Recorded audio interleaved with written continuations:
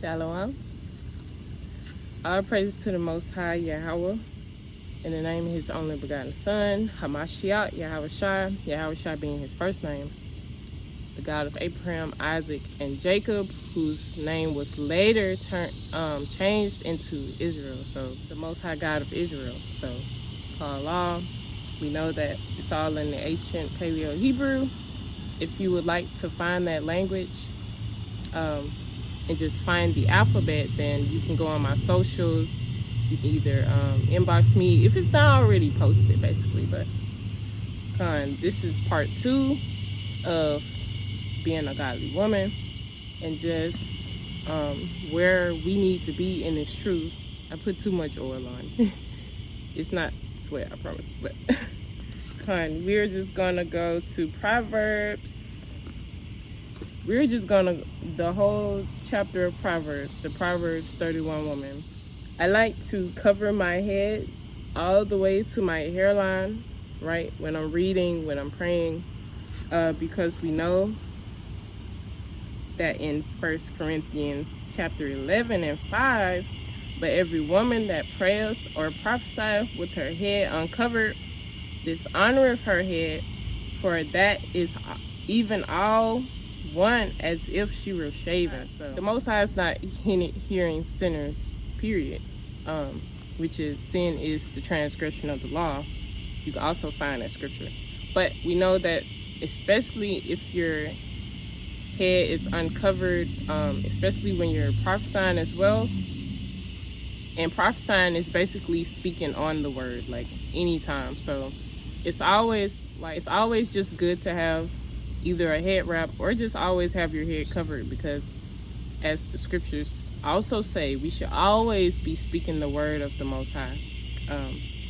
So especially since I'm prophesying now, but especially just when I read, like just to be in a good habit to keep your head covered, I read with my head covered, and especially praying. So sisters, make sure you do that, because if you don't, the Most High isn't hearing you, and you're also dishonoring Him. You're dishonoring your head, which is your husband, which is, if you're not married, Hamashiach, the Messiah. Proverbs chapter 31. I am just going to read the whole chapter and just meditate on what comes to the spirit, right? The words of King Lemuel, the prophecy that his mother taught him. What, my son, what? The son of my womb, and what? The son of my vows. Give not thy strength unto women, nor thy ways to that which destroyeth kings. It is not for kings, O Lemuel. It is not for kings to drink wine, nor princes strong drink, lest they drink and forget the law and pervert the judgment of the afflicted.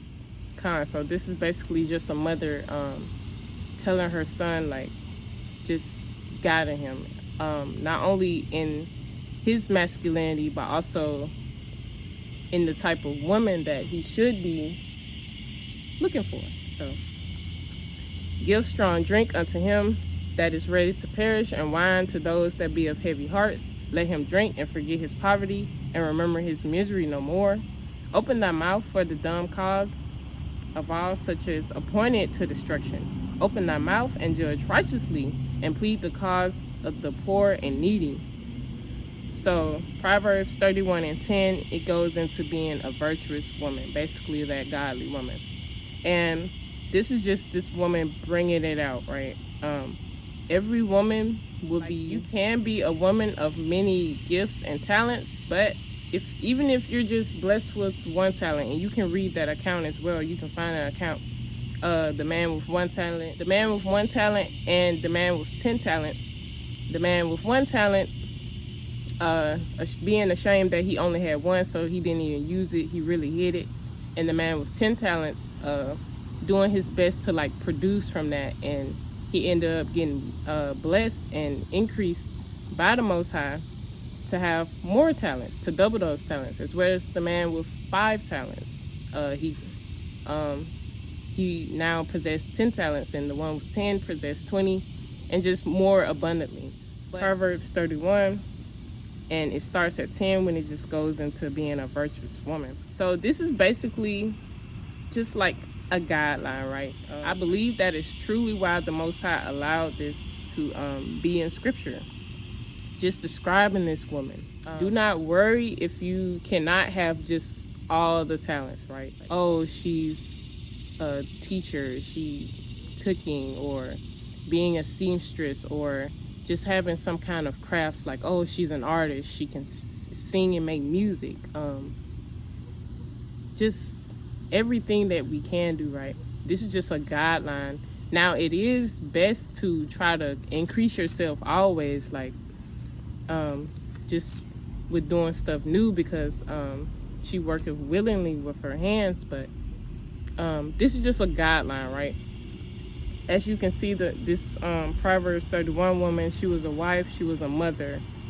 Now, does that mean sisters that have infertility are not Proverbs 31 just because they're not mothers? Or does that mean women, sisters, Salakia, that are not married or are widows are not virtuous women because they're not married? No, but you can still be that in whatever season you're in, right?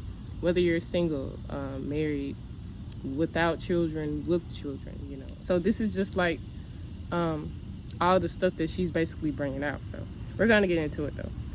Proverbs 31 and 10. Who can find a virtuous woman? For her price is far above rubies. The heart of her husband doth safely trust in her, so that he shall have no need of spoil. So who can find this virtuous woman? Like this woman whose her spirit is just radiant, and she's useful. Godly woman, a righteous woman, is a useful woman. Like she just excels, and she brings to the table. Like she brings to her family, and that's 1 out of 1,000, truly. Especially a woman that is walking in the Father, like in the Spirit, because you can do all that stuff, but you can still not have the fruits of the Spirit while doing it. You can still do it out of grievousness and just not love overall. The heart of her husband doth safely trust in her, that he should have no need of spoil. 12. She will do him good and not evil all the days of her life. She seeketh wool and flax and worketh willingly with her hands. So the heart of her husband, he knows. I would say whatever situation she is in with her husband, she doesn't bring any evil to his life. She doesn't despise him in any kind of way. She still loves him. Even if, because we see multiple times in the scriptures where our sisters had corrupt husbands, and you know they just didn't have the spirit of the Most High. But even in those hardships, even in those positions, those women still submitted to their husbands, and you know, whatever, and also just kept the mindset. She worketh willingly with her hands, seeketh wool and flax. She is like the merchant ship, she bringeth her food from afar. So she worketh willingly with her hands. As we know in the scriptures, fruits means action. So what fruits do you bring? What fruits are you bearing? Are you bearing the good, godly fruits that you need to? Always just helping, putting her hands to the plow. Like, just, if she can increase anywhere, she will do that. If she can help anyone, she would do that. She's always just willing to work willingly with her hands. Especially, we can also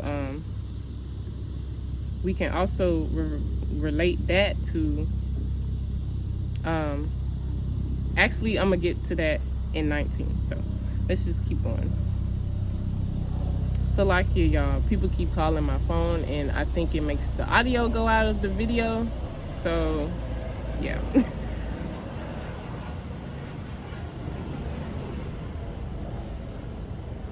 She is like the merchant ship, she bringeth her food from afar. So we know back in the days of old, in the days of Noah, that our women, they would go out to the vineyards and just all the fields and gather their food and buy and trade at the shops. and they bring that back to their families, because it will only increase their families. Something that's always needed is food. And back in the day, you had to make everything from the raw ingredients. You had to make everything from scratch. So it was very important that this woman not only knew how to do these things, but stayed on top of these things, on top of whatever else she was juggling. She was juggling her children, taking care of them, teaching them.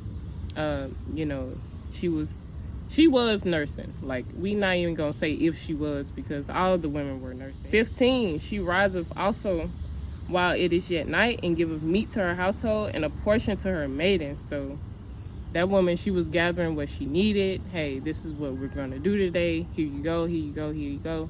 Even though she had maids and handmaids helping her, she was still on top of it. Like, she was still the one making sure things were set in place. She considereth a field and buyeth it with the fruits of her hands. She planteth a vineyard.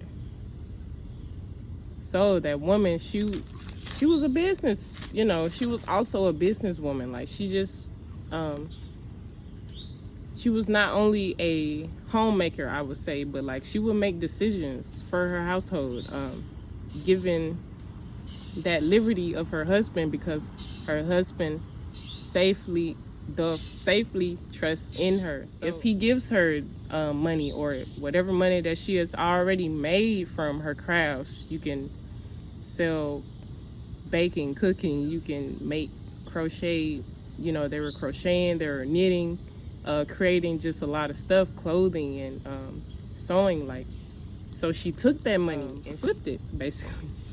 Like, she flipped that money. She just didn't go out and carelessly spend that money. Like, whatever was put in her household, if it went out, it was to put back into her household.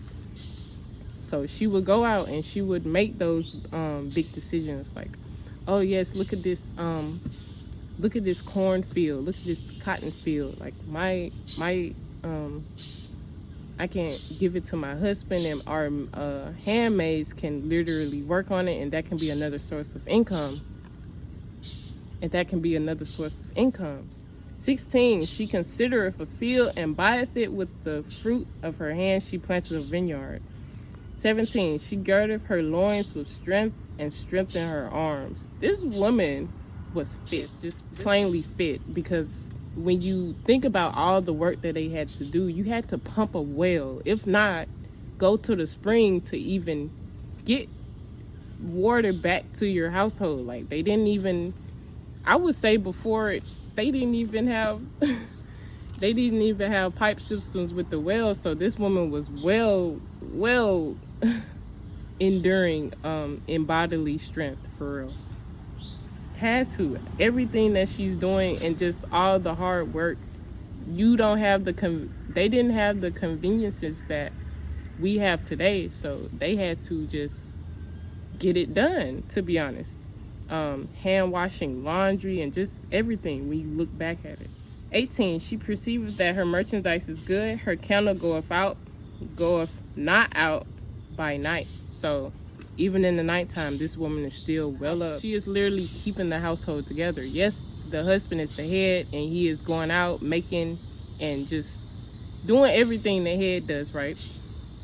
But this woman is literally running the household, and if she would stop, the whole household would fall apart. 19, she layeth her hands to the spindle, and her hands hold the distaff. So this woman spun threads and made clothing, blankets, quilts, and just everything, tapestry.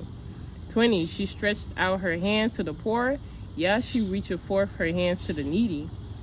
While doing that, this woman still gave many alms, and was that was also within the words, giving back to the community. This is how our people never went without, even if you were on the streets, because the women of the village would they would give something. If you had leftovers from their household that were about to go bad or something that their household didn't eat, then they would give it to the needy on the streets. 21, she is not afraid of the snow for her household, for all her household are clothed with scarlet. So not only in the rough times, like winter was a rough time, but not only in those times, she knew that if anything rough were to come, like, my household is covered, because I literally make sure that we are stocked with everything we need, preserving food, and just it's enough clothing for everyone to bundle up in abundance. We'll never freeze and we'll never starve, basically. 22, she maketh herself coverings of tapestry. Her clothing is silk and purple. 23, her husband is known in the gates, and when he sitteth among the elders in the land. Like I said, she maketh tapestry.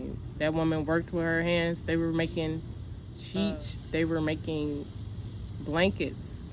Her clothing is silk and purple, which we know purple, blue, and scarlet is also a representation in the scriptures of strength and royalty and just uprightness. Her husband is known in the gates when he sitteth among the elders of the land. So her husband is known, and everyone knows, like, oh, brother Hezekiah, oh yeah, mighty brother. His family and his wives, like, they on it, like they do what they gotta do. 24, she maketh fine linen and selleth it, and delivereth girdles unto the merchant. So hey, that woman is always with her hands. If she had downtime, I'm telling you, if she is not making food, if that woman is not nurturing her children somehow, feeding them or whatever, if she is not teaching them, if she is not literally cleaning or doing just whatever, like, it's such a broad topic, but even on her downtime, that woman was like this, doing something. Like, she was making clothing, she was making blankets, and just making raiment, like, in righteous raiment as well. And you already know that they had to hand sew every piece of clothing. They didn't even have even the industrial sewing machine, the first sewing machine. Even before that, they had to hand sew.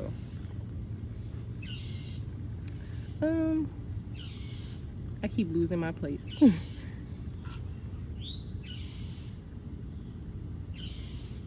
25, strength and honor are her clothing, and she shall rejoice in the time to come.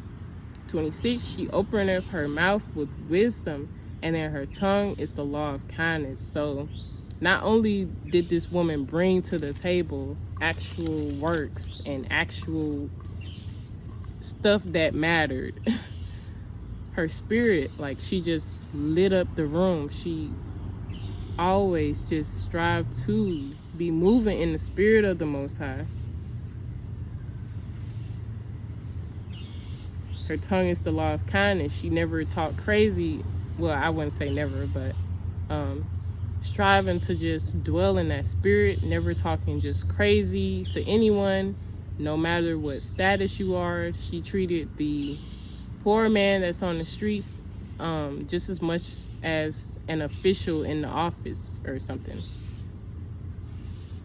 Opened her mouth with wisdom. She didn't talk foolishness. She didn't jest around. Jesting, jesting is a sin, which is just foolish talking. Like, she didn't just play around. Like, if she did say something, it was wise, and it was darn sure carefully thought out. Like, what am I saying? Like, in her conversation with her husband, her sisters, and just everyone, like, everyone. So we got to make sure that we're watching our tongue, sisters. If it's not profitable, really, or if it's not if you're not sharing your burdens so your sister can bear your burden with you, then it ain't nothing to talk about, for real. 27, she looketh well to the ways of her household, and eateth not the bread of idleness. Salakia, y'all. I'm kind of I am kind of screaming because these cicadas, so I want to make sure like I'm heard basically. But 27, she looketh well to the ways of her household and eateth not the bread of idleness. That woman was never idle. It's always something to do, especially back in the day when they didn't have the conveniences that we have. Like, just think of how you take care of your household. Literally times 10, like, because they had to literally do everything by hand. They ain't have no conveniences for real. The most they had was, this family, well, they work in the waterworks, they'll haul and probably deliver water to us at our door, but that's the most that they had, like people that could bring stuff to them. But other than that, it's like you're on your own. You got to make it shake. 28, her children arise up and call her blessed, and her husband also, and he prays of her. Her upright husband, that godly man knows, like, dang, I got a ruby, basically. Her children also were raised up right and just loved and very much well nurtured in knowledge as well, like not just nurturing them and keeping them alive and keeping them clean and make sure they look like something, but also teaching them. That's the biggest part of it. 29, many daughters have done virtuously, but thou exceedest them all. So that woman that can do the works and also dwell in the spirit is literally she is literally 1 out of 1,000. Favor is deceitful and beauty is vain, but a woman favor is deceitful and beauty is vain, but a woman that feareth the Lord, she shall be praised. 31, give her the fruit of her hands and let her own works praise her in the gates. Salakia. Who is that sister? She's in the Apocrypha, right? When she died, all the women of the town basically came out with all her everything she made. She made raiment, clothing, dresses, skirts, and they literally mourned for her like that. They were like waving it around in the air. Was it Dorothy? Dorcas. It was Dorcas. Dorcas. This woman was full of good works and alms deeds, so she very much known in the gates. 31, and let her own works praise her in the gates. So everyone knew, like, that's how it should be now. Like, sisters know that you're a virtuous woman. Sisters know that you're a mighty woman. You strive to that perfection, and what we're all doing, striving to be the Proverbs 31, or even just the godly woman in a sense, right? Because like I said, this is just an outline of like what she would do, basically. But the Most High put it here, so definitely try to live by that and be that in your life. Sisters know, like, oh man, that was a mighty sister. She had many alms deeds. Anytime I needed her, she was there. And just being that sister. And even Ruth, right, being not an Israelite, Ruth 3:11, and now my daughter, fear not, I will do to thee all that thou requirest, for all the city of my people doth know that thou art a virtuous woman. So you just want to exhibit literally all the good traits and literally live by it, right? Sisters, don't let your pride, don't let your emotions, because the heart is deceitful above all things and desperately wicked. Who can know it? No one knows it but the Most High. So don't let your flesh literally hold you back from being your best potential. Remember that you can literally wake up and decide, like, every day, like, you have to do this every single day to even kill the flesh, and also be on top of your spiritual works, which is praying, fasting, meditating, and getting counsel and whatnot. But also just waking up. I am going to be that woman today. Like, it doesn't, like, forgive and repent and forgive of what you've done in the past, you can literally wake up as this woman, and just mold yourself. You have to kill the flesh, beat it into submission to mold yourself to be that woman. If you have a problem with talking back and just attitude or emotions or jealousy, envy, whatever it is with sisters, right? You can literally wake up and do better the next day if you have that. But not even the next day. Not even the next day. Like, you can literally repent and do better right now. So get into it, right? Get into the works, everything that you need to, that you even need to know or do better at. Study it. You know what I'm saying? There's nothing wrong with that. So the water for listening, sisters. I'm going to continue posting my personal content on my own page. So please tune in and like and subscribe. Literally views don't matter, but I know, like, oh, I reached this many sisters. So it's, you know, it's a good feeling. And I know these videos help me as well, because literally when it's the Sabbath day, right?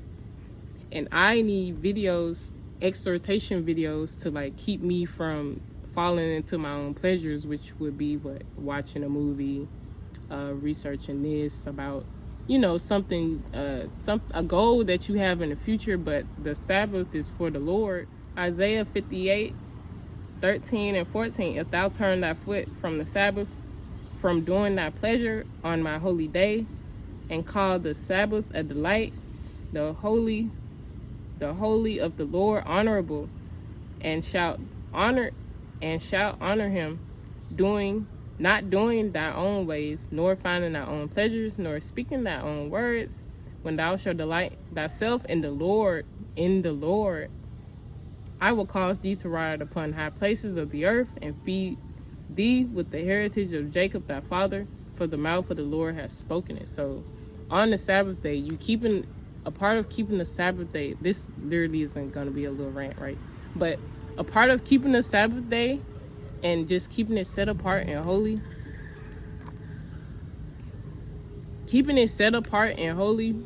is not dwelling in your own pleasure. So like literally everything that you would do on a normal day, but the Sabbath day is for the Lord. So I always try to stay in scriptures, right? Meditate. And you can put on a exhortation video, right? You can put that on.